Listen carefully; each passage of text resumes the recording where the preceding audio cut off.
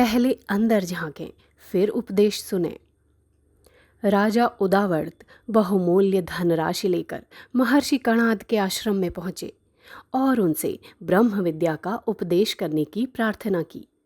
महर्षि ने धन को अस्वीकार कर दिया और उनसे कहा 1 वर्ष बाद फिर से आएं, तब वे ब्रह्म विद्या का उपदेश देंगे।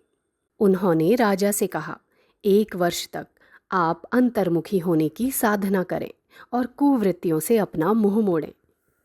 राजा निराश होकर वापस लौटे। उन्हें बुरा भी लगा और वे दुखी भी थे।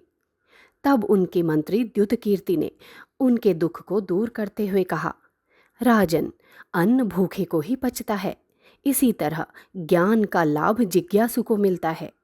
ऋषि ने 1 वर्ष की साधना का समय देकर आपकी जिज्ञासा को परखा है। अनाधिकारी में ज्ञान को पचाने की सामर्थ्य नहीं होती, इसलिए मनोरंजन के लिए कुछ भी कहने में समय की बर्बादी समझकर ऋषि ने आपको लौटाया है, उसमें बुरा न माने। ऋषि का अभिप्राय राजा उदावर्त की समझ में आया।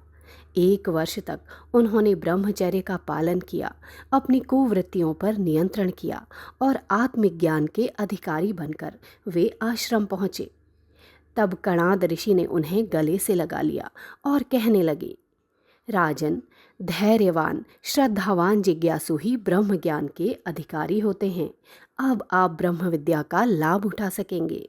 जिसे वास्तव में आत्म गरिमा के प्रति रुचि होती है, वही सत्साहस को अपनाता है और प्रगति की दिशा में आगे बढ़ पाता है।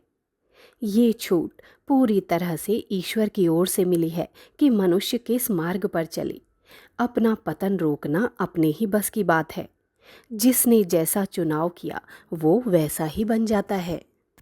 संदर्भ पुस्तक प्रज्ञा पुराण भाग 1, लेखक पंडित श्री राम शर्मा आचार्य।